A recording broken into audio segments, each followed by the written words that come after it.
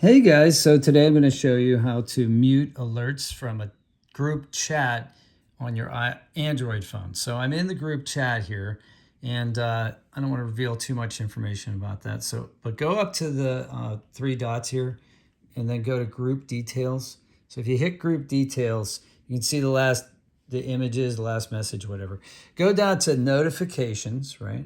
So hit notifications, and then once you do that, right here, you can hit priority, alert, or silent. So I'm going to hit silent because I use my phone on my days off, and honestly, I don't work them. These people, I work with them when I'm punched in. So I don't want to hear from them now. So let's go back here. And so now we won't get any more like alerts from that particular group. So I hope this helped you, and keep work and life separate, right? At least that's my philosophy. So I hope you guys have a great day out there.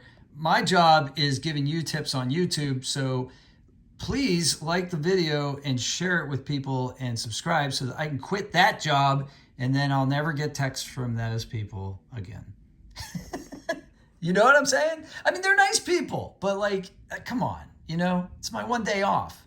All right, I'll see you later. Take care.